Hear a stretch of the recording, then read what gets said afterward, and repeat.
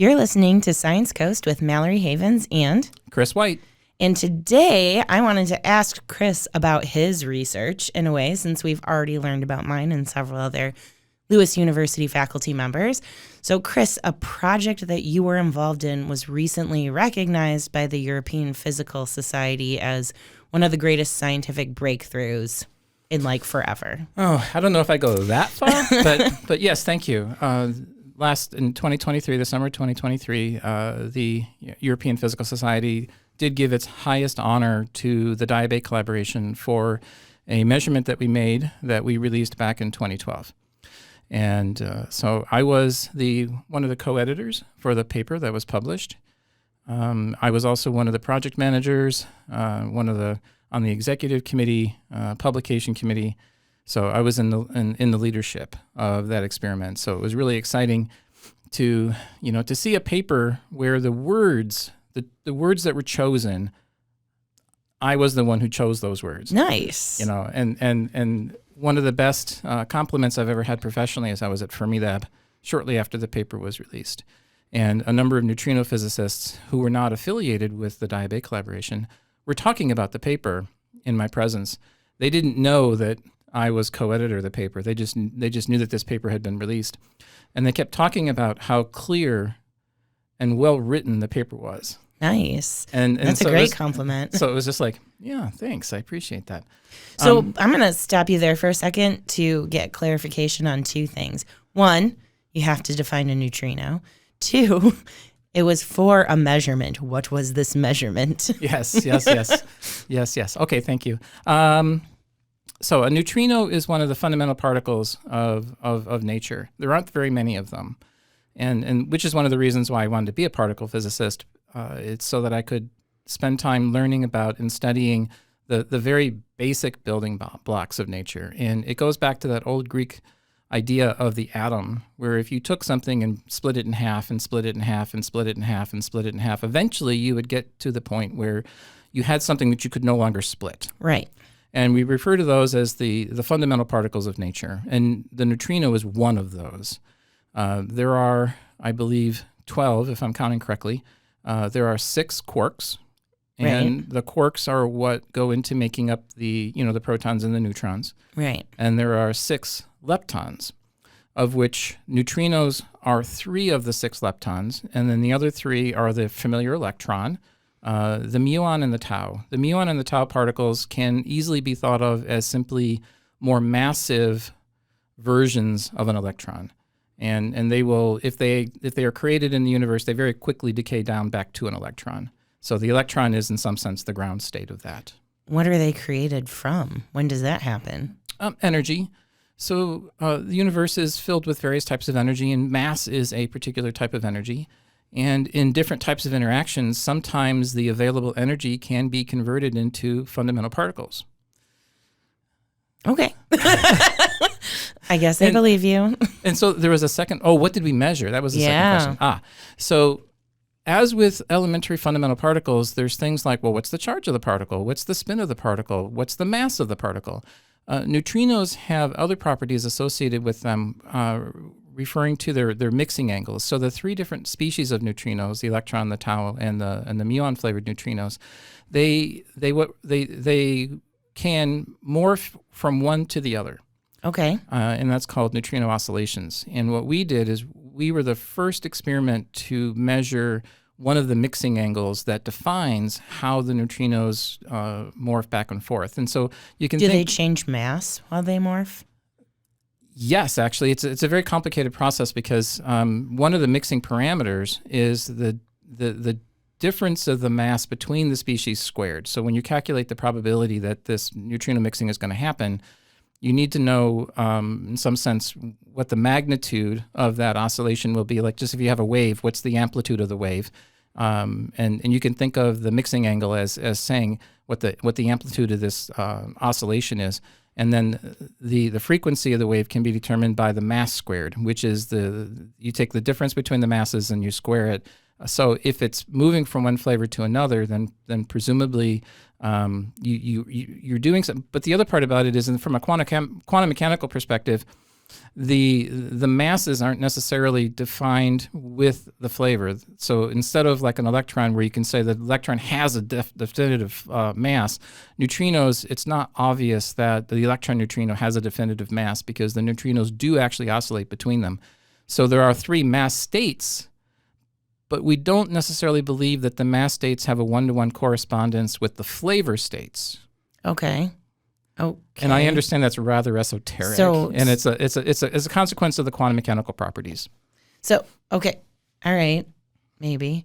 So you're I guess I need to ask, why does it matter? Yes. It's one of the basic parameters. So it's a constant of nature in some sense.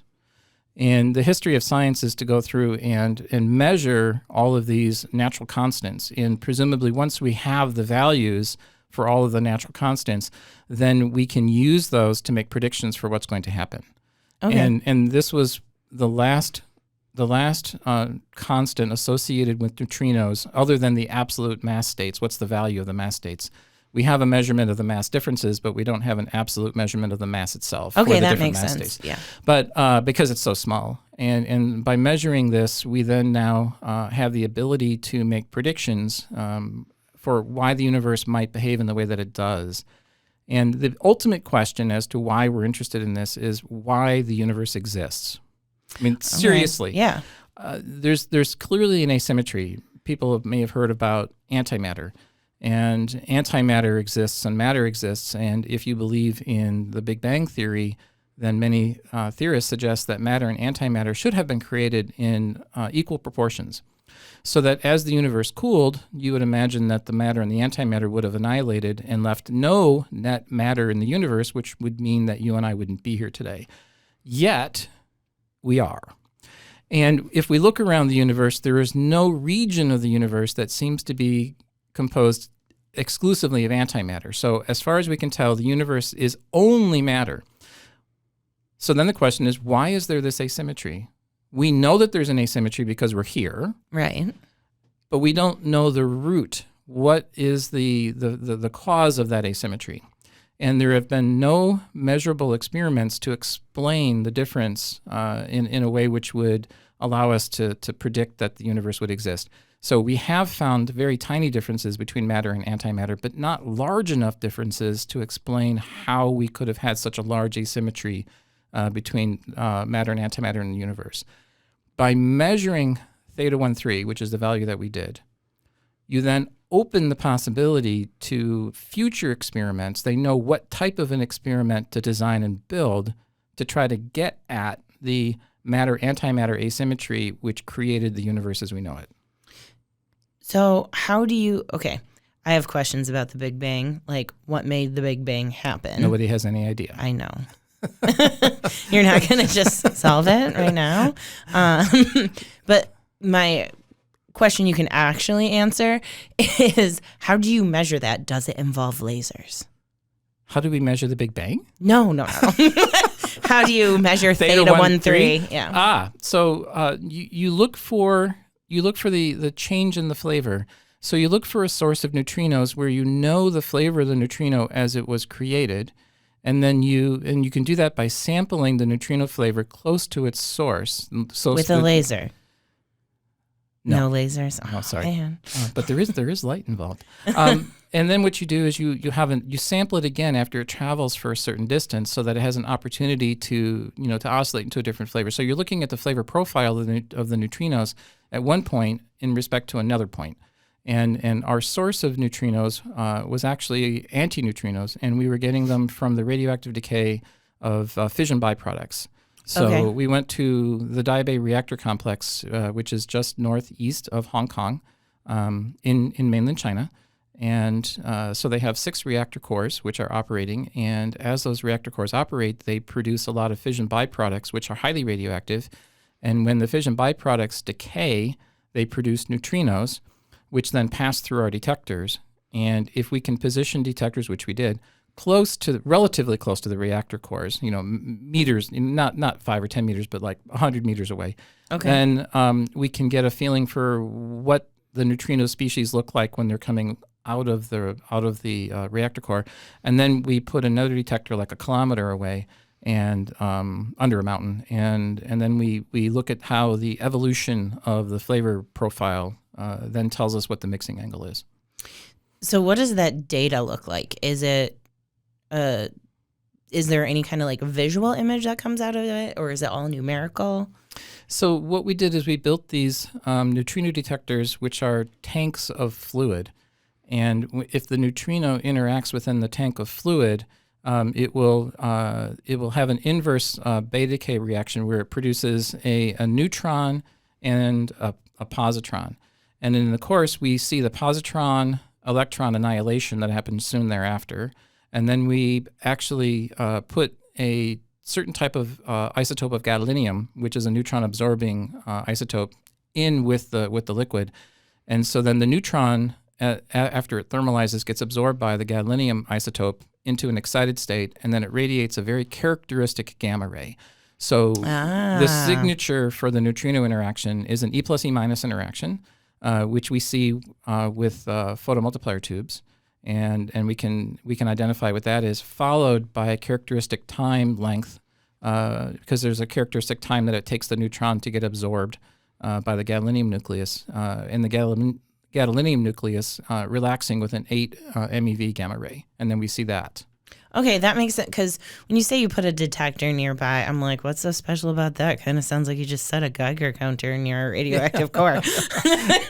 So it's a good question. Why is it that we were the first ones to do this? And because this mixing angle is relatively small. So we're looking for very small, subtle fluctuations in the neutrino in the flavor profile. And other people have tried to measure this in the past, but their experiments didn't have sufficient sensitivity to actually do a measurement. And there was, in some sense, a race. So there was a group in Europe that was building a similar detector to try to measure this, and there was a group in Korea that was trying to make a measurement. And then the United States decided to partner with mainland China, and then we built our detectors to have a higher sensitivity. So we designed and then built and then implemented, deployed, commissioned, collected data, and we're able to improve the sensitivity of the measurement sufficiently to declare, observation before anybody else did. How big was your research group? So the collaboration was many, many institutions throughout the United States and throughout China. There were probably a total of about 100 physicists involved. My individual group was me, 1 to 2 postdocs, depending upon the year, as well as anywhere from 2 to 3 graduate students. Okay, so how does a collaboration that big work? And that's exactly where my role came in. You have to do a lot of talking and communication.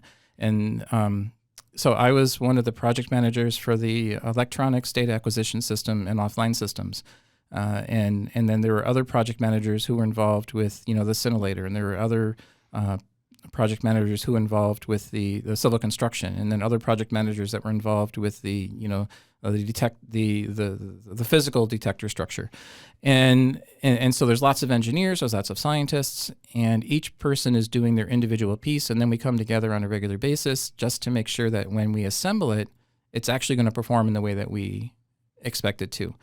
And since it was an international collaboration, a lot of my job was actually traveling to China, going to the various institutions throughout China that were designing electronics to verify that, yes, the design that you have will do the job that we need it to do, and that it's on task, it's on time, and it's on budget.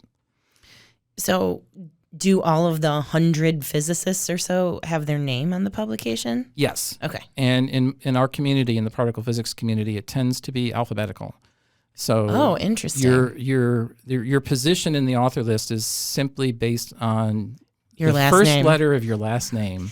That's very different from other fields where you're ranked in like order of how much you contributed and then the PI's last.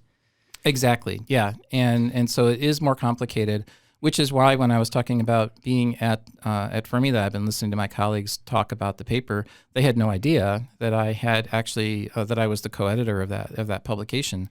Because you were just somewhere in the W's. There was nothing. Yeah, there was nothing in the author list that would indicate that I had served that role. Right.